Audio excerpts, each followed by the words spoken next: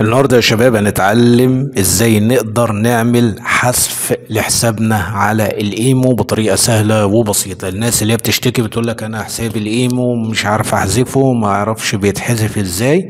لا، كمل معانا الفيديو وان شاء الله هخليك في الفيديو ده تقدر تعمل حذف لحساب الايمو وحذف نهائي كمان ان شاء الله. اول حاجة الايمو عندك موجود على الموبايل كده في الشاشة الرئيسية. كل اللي عليك هتبدأ تضغط على الايمو بالشكل ده كده. بعد كده تبدأ تضغط على الصورة الشخصية بتاعت الايمو. بعد كده زي ما انتم شايفين، بعد كده يا شباب هتبدأ تضغط على الاعدادات.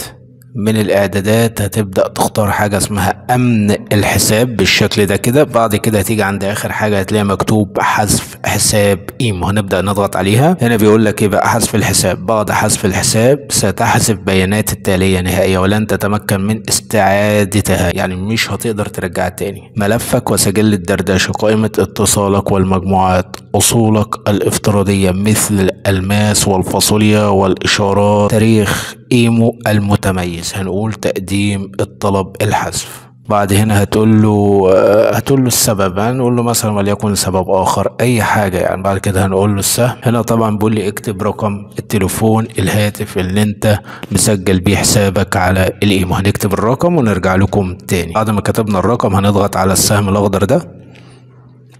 انا طبعا بقول لك انتظر 14 ثانيه عشان تقدر تحذف. تمام.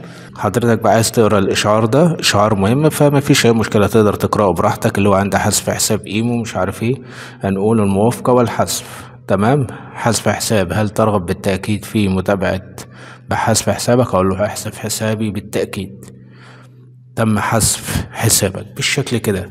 يبقى انت كده حذفت حسابك على الايمو بطريقة سهلة وبسيطة. تمام. لو عجبك الشرح لا تنسى الاشتراك في القناة وتفعل زر الجرس على كله، واشوفك في فيديو جديد. السلام عليكم.